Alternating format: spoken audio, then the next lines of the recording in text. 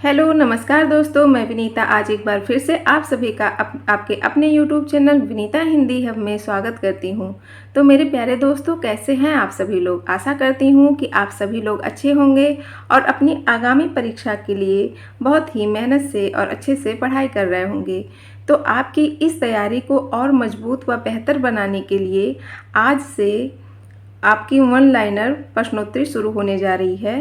तो चलिए देखते हैं। हमारा पहला सवाल है, देखिए, इतिवृत्त और आलोचना का संवेद रूप होने से वह इतिहास आज भी प्रकाश स्तंभ बना हुआ है। तो यह कथन है आपका आचार्य रामचंद्र शुक्ल का। क्या है? इतिवृत्त और आलोचना का संवेद रूप होने से वह इतिहास आज भी प्रकाश स्तंभ बना हुआ है। यह कथन है आचार्य रामचंद्र शुक्ल का और यह आपके 2021 में यूपी पीजीटी में पूछा गया सवाल है। अगला आता है, हिंदी साहित्य के इतिहास में आदिकाल के लिए आधार काल नाम दिया है। तो आदिकाल को आधार काल नाम किसने दिया है? तो डॉक्टर मोहन अवस्थी ने। और देखिए, ये जितने भी जैसे आदिकाल को किस किस लेखक ने क्या क्या नाम दिया है, तो उसका मैंने एक ट्रिक बनाया है। उसका लिंक मैं इस वीडियो के डिस्क्रिप्शन में दे दूँगी। वहाँ से जा कर के आप लोग उस ट्रिक को अच्छे से पढ़ लीजिएगा, जिससे आपको कभी भी नहीं भूलेगा। और एक बार मैं उस ट्रिक को आप लोग को पढ़ भी देती हूँ आपके सामने। तो देखिए क्या है कि चाजा प्रारंभ मिश्र भीम वीरा, सिद्ध राहु वीर विश्व संचारा, आधार सुमोहन आदि हजारा, अंध कमल भ्रम धीरे शंकर खेला। तो यह ट्रिक है आदिकाल के नामकरण के ऊपर। किसने क्या नाम दिया है आदिकाल को, तो आप लोग उस वीडियो पे जाकर के मेरा ये देख सकते हैं। इससे आपको बहुत ही अच्छे से याद हो जाएगा।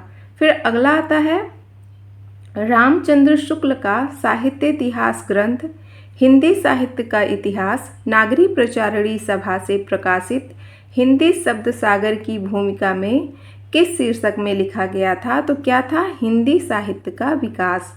किसमें? हिंदी शब्द सागर भूमिका, जो हिंदी शब्द सागर लिखा है इन्होंने रामचंद्र शुक्ल ने, वह किस शीर्षक में लिखा गया? तो हिंदी साहित्य का विकास। ठीक है।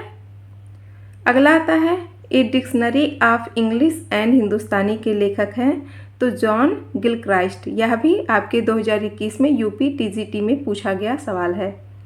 मिश्र बंधु द्वारा रचित रचना नहीं है तो पृथ्वी कल्प। देखिए, जब ये क्वेश्चन बना होगा तो वहाँ पर ऑप्शन 3 और रहे होंगे, तो वहाँ पर ये पृथ्वी कल्प नहीं है मिश्र बंधु की रचना। मिश्र बंधु ने क्या लिखा है? तो मिश्र बंधु ने मिश्र बंधु विनोद नामक इतिहास ग्रंथ लिखा है और वह 4 भागों में विभाजित है। ठीक है। अगला आता है, एशियाटिक सोसाइटी ऑफ बंगाल की पत्रिका के विशेषांक के रूप में निकलने वाला हिंदी साहित्य का इतिहास है।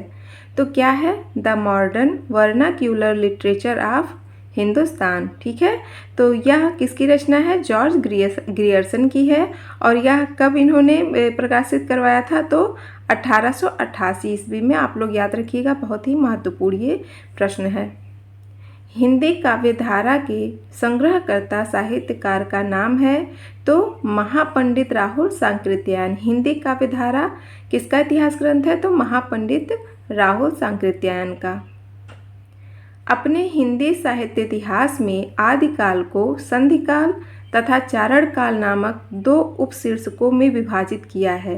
देखिए, आदिकाल को संधिकाल और चारण काल नाम किसने दिया है? तो डॉक्टर राम कुमार वर्मा ने।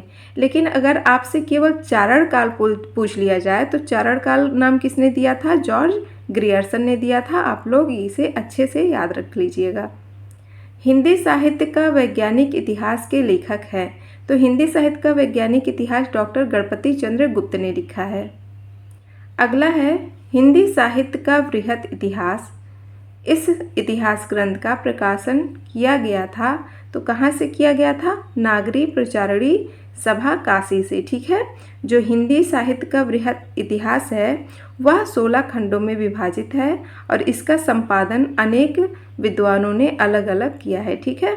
अगला है, हिंदी साहित्य जगत में मिश्र बंधु नाम से विख्यात लेखकों में सम्मिलित हैं तो गणेश बिहारी मिश्र, श्याम बिहारी मिश्र और सुखदेव बिहारी मिश्र।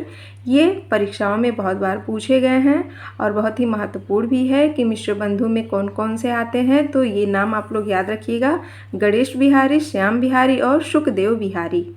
फिर है मिश्र बंधु ने रीतकाल को नाम दिया। तो मिश्र बंधु ने रीतकाल को क्या नाम दिया था? अलंकृत काल। हिंदी साहित्य के आदिकाल को सिद्ध सामंत युग नाम दिया है।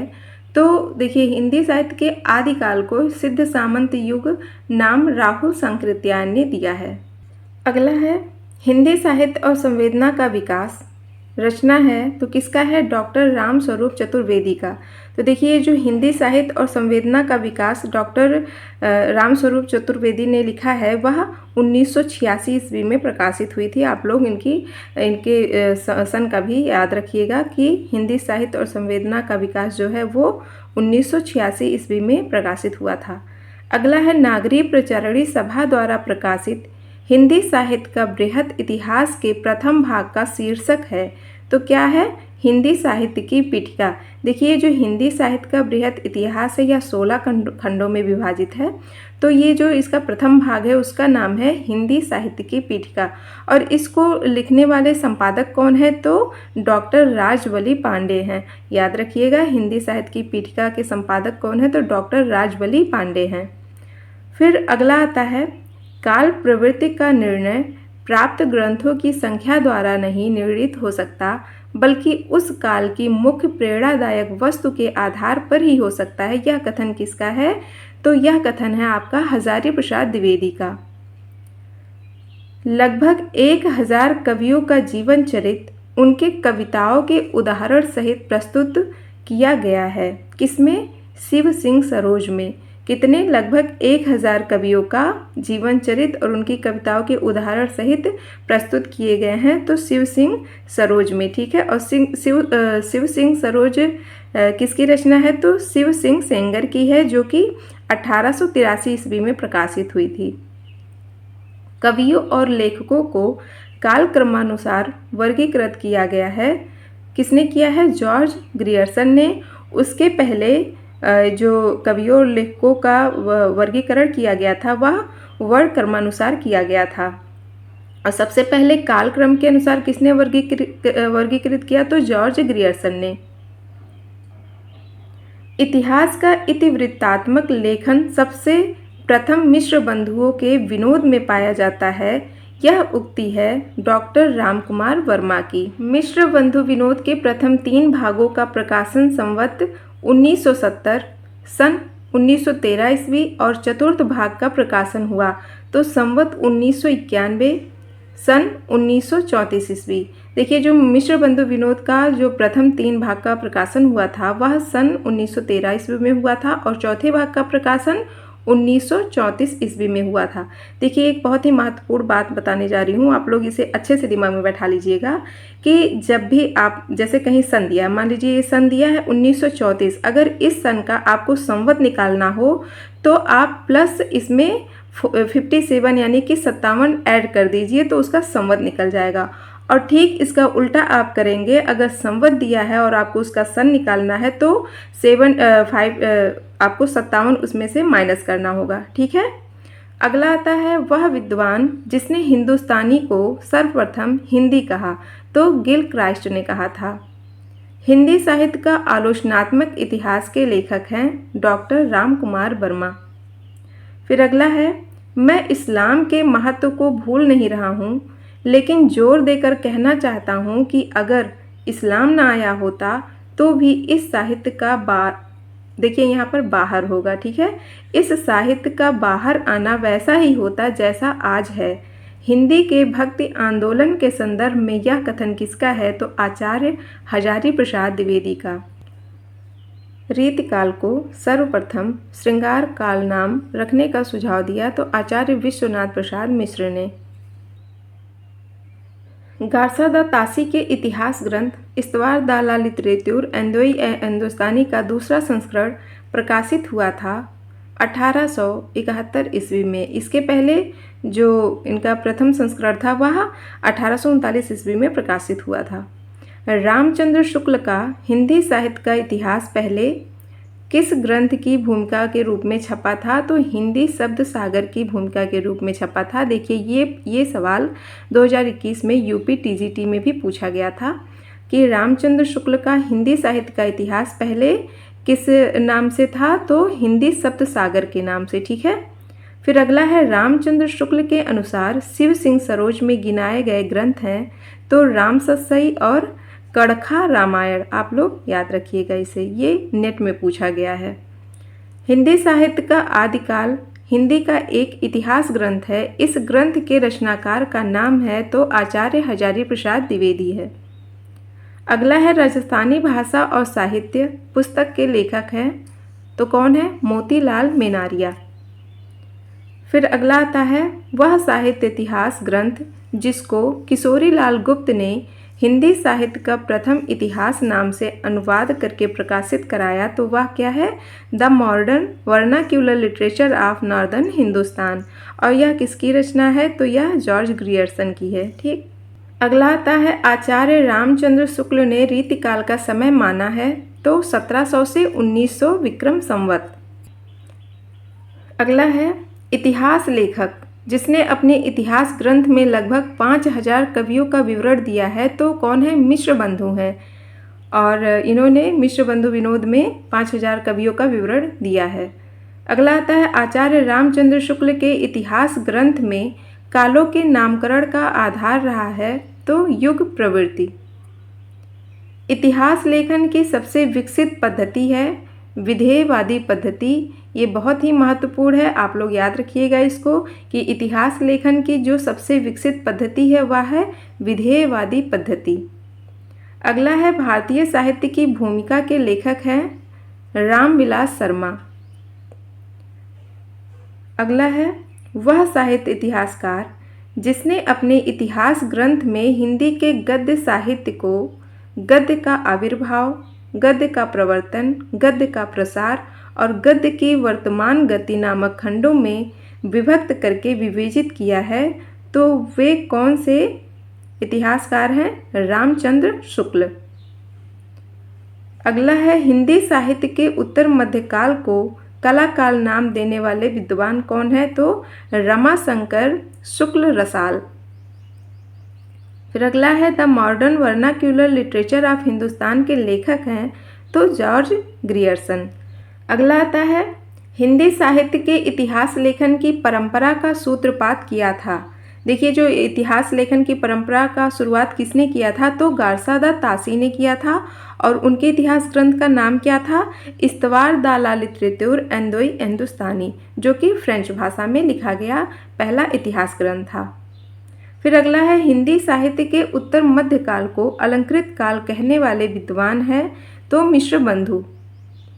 फिर अगला है, हिंदी साहित्य का आरंभ 693 ईस्वी से मानने वाले इतिहासकार हैं डॉक्टर राम कुमार वर्मा। देखिए डॉक्टर राम कुमार वर्मा जो हिंदी साहित्य का आरंभ मानते हैं तो 693 ईस्वी से मानते हैं।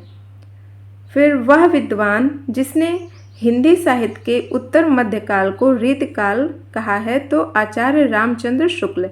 आचार्य रामचंद्र शुक्ल ने रीतकाल नाम दिया है उत्तर मध्यकाल को। अगला आता है, वर्ण क्रमानुसार लिखा गया हिंदी साहित्य के इतिहास का प्रथम ग्रंथ है तो इस्तवार द ला लिटरेचर एंदोई हिंदुस्तानी। और किसने लिखा है? गारसादा तासी ने लिखा है। यह फ्रेंच भाषा में लिखा गया पहला इतिहास ग्रंथ है जो कि वर्ण क्रमानुसार लिखा गया था। आगे है, डॉक्टर गणपति चंद्र गुप्त के अनुसार हिंदी साहित्य के इतिहास का पुनर्लेखन किस दृष्टिकोण के अनुसार किया जाना चाहिए? तो क्या क्या है? स्वतंत्र, तटस्थ एवं संतुलित दृष्टि से। क्या है कि हिंदी साहित्य के इतिहास का पुनर्लेखन किस दृष्टि से किया जाना चाहिए? तो स्वतंत्र, तटस्थ और संतुलित दृष्टि से किया जाना चाहिए। यह डॉक्टर गणपति चंद्र गुप्त के अनुसार है। अगला है, आचार्य शुक्ल की ऐतिहासिक दृष्टि तो युग की परिस्थितियों को प्रमुखता प्रदान करती है। फिर आगे है, ऐतिहासिक कालक्रम के अनुसार गलत नामकरण है तो यहाँ पर देखिए ऑप्शन में आपका रीतिकाल नहीं रहा होगा। ठीक है। फिर अगला है, वह लेखक जिसने कालों की रचनाओं की विशेष प्रवृत्ति के अनुसार उनका नामकरण किया है, तो आचार्य रामचंद्र शुक्ल। इन्होंने जो इतिहास ग्रंथ लिखा वह लेखकों के कालों की रचनाओं की विशेष प्रवृत्तियों के अनुसार उनका नामकरण किया है।